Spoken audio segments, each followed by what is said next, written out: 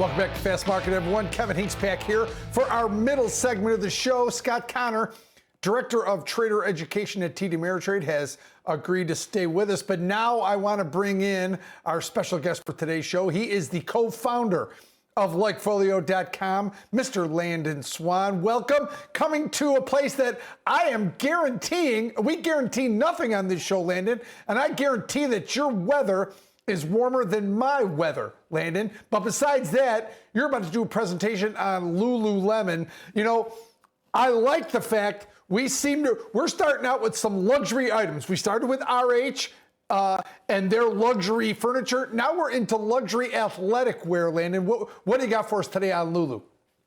Sure, Lulu is one that we look forward to, of course, every quarter.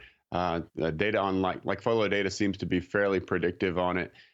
Quarter over quarter, so always looking forward to it. And I can tell you, they've been pretty hot. Last quarter they dominated. I think they were up about 10 or maybe 13%, something like that, after the report on news that they expect to beat their annualized revenue goals. They're doubling their e-commerce. They're doubled their menswear sales, so they are doing really well, and we see that to likely continue. So when you look at what we've got on Lululemon, we're seeing that the foot traffic is actually very strong. We've got it about plus 26% year over year, which of course is very important to get people into the store, right? The one thing that we don't measure is how much each person is spending per visit. But if you got a number of visits going up that much, we believe that that's obviously a strong indicator of growth. We also have digital mentions, people talking about buying online, up about 14% year over year. So the store is actually outpacing the digital a little bit, but both of them very strong while the stock is off its highs, right? It's about 60 points off its highs right now. So overall, we're seeing that Lululemon is poised to likely put up good numbers again this quarter. Our earnings score, which, as you know, ranges from negative 100 to positive 100, comes in at plus 33. So not extremely bullish, not a knockout of the park kind of situation, but definitely bullish, solid. I guess the question is, where are expectations for this revenue report? Where for this earnings report, are they extremely high based on that last quarter beat, based on the CEO's comments about how well everything's going, and are they going to be able to live up to that? That's always kind of the guessing game, right?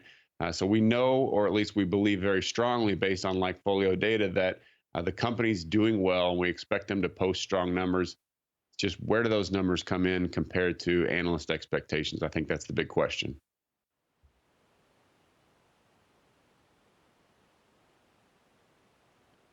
Got it. Hey, Landon, this is Scott. I'm looking at the chart here of the stock itself, and it's had a pretty good year. It's up 22% year to date, Landon. Kind of in line with what the major market indices are doing, but we're not seeing that growth, that explosive growth that we've seen in the past. And the other thing that kind of concerns me a little bit going into a potential trade is the PE ratio. In other words, the way we value a company to its price compared to what it earns, the price over the earnings. And that's up there around that 67 level. To me, that's a little bit of concern sometimes if those numbers don't meet or beat, so to speak. That with a sort of a lofty PE ratio, that there might be room in terms of a disappointment what the stock might do. And maybe some of that's being reflected with the recent action we're seeing in the stock. But putting that all together, do you think that the rise that we've seen in the mentions that you just pointed out is something that is more important than maybe some of these technical aspects I'm pointing out here? Yeah, it's tough because, in this market environment with, potential inflation, everybody's looking to, put their money somewhere that it can grow faster than inflation. And I think that's going to push PE ratios up higher. It's going to cause demand for companies that are likely to grow. And of course, as you guys know, if you extend that PE ratio too far and there's any hint of a beat, any hint of a miss, I'm sorry, even if it's like a beat, but not quite as strong as the analysts expected, that can be very bad because you're multiplying something and then you got a negative and that multiplies on the downside as well. So I think that growth is extremely important. They don't have that many stores. I think they're just over 500 stores. So I think they can expand quite a bit. They've got a lot of room to expand, whereas, of course, their online presence is extremely important. You only get one of those stores. But overall, their footprint is growing. And I think they've got the potential to not only get more locations and bring more people in, but they've also demonstrated that they understand that there's a lot of different lines of revenue. You know, they, like I talked about, they're getting into the menswear. They're doing extremely well with that, doubled it year over year last quarter. And of course, there's a lot more products that you can get with their core audience of females. You know, they're adding yoga mats, they're adding bras, and so they know that women in this space spend a lot of money. And if you've got a loyal customer because of a high quality product, I think that they can just continue to add different things. They can add different styles, they can add different, I guess, templates for their clothing, but then they can also add more products. So I think that long term, they do have the ability to grow. 60 or 70 PE ratio is a little rich, I agree. But I do think that they're on the right track. The thing that really kind of, a little bit of a concern that I want to mention is when you look at how they're doing against a lot of their competition, Athleta, Gymshark, Fabletics, they're beating all of them. But there's this newer one, Vuore, who is doing really well. They're actually growing more than Lulu. So this is one that's a private company. I think it's on the IPO track. And they're kind of coming for Lulu. So I think that Lulu's got to defend their space and continue to grow while keeping an eye on this competition. So it's anytime you can get into a space where the margins are this high and the PE ratios are this high, you're going to have competition flooding in. So that has to be a concern for investors. So moving forward, we've got to see that growth continue to justify that very high PE ratio. We think the numbers are going to come in strong, but again, how high are those expectations with the stock? Not, it's 60 points off all-time highs, which is around, 13, 14%, something like that. I think that expectations are high, but not ridiculous. So my guess is they're going to be able to keep investors happy with this report. Again, plus 33 score from LikeFolio. Premium products bringing in premium margins, Landon, is what we see in this name. And, I don't think that they're anywhere near, like you just mentioned, I don't think they're anywhere near done growing just yet. And we haven't brought in Europe, Asia, those other areas where they have become popular. But Landon, when we talk about e-commerce versus brick and mortar, right? I think Lululemon, like RH, I think that's why this discussion flows so icely.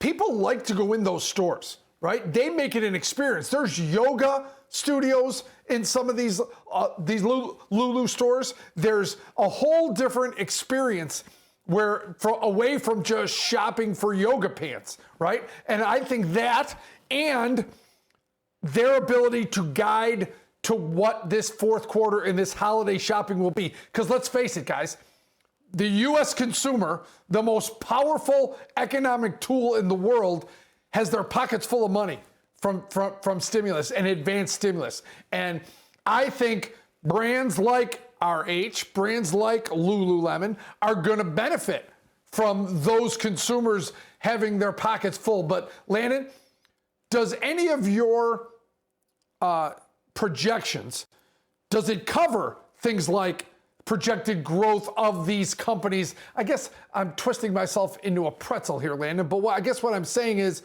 what do you guys see going forward? Because guess what? If this company's growing like it appears or states they're growing, 67 PE is rich, but not too rich. It can go higher. You just saw the stock trade in the 480s. So what are you seeing in terms of prospectus going forward about their growth? Any of your data say anything about that?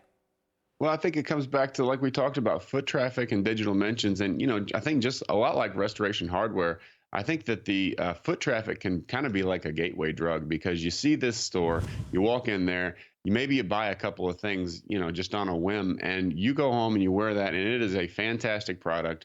And then you have the confidence to go either back to the store or probably more likely to order what you ordered online and maybe a different color or try that new thing out.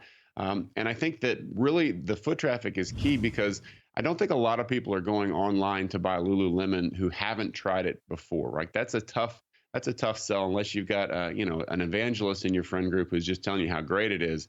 You're going to try it out in the store first, feel it, touch it, all that. But I think that the more stores that they can get and get people into the store, I'll tell you, when I go into one, I'm very likely to walk out with more than if I had gone to the website, because I see something, yes, I just grab it, and absolutely, and I just buy it. It's like Costco. It is. And I didn't, on the website, it's tough. I mean, they have a tough job on their website to show you all the different styles and things that they have available because they have all these strange names that to me they're all kind of the same, but in the store you're just like, oh, that one is different this way than this one. So anyway, I think that with just the few number of stores that they have, I think that with the growth that is out there, again, you haven't talked about all these other countries, and we're just kind of focused on the U.S.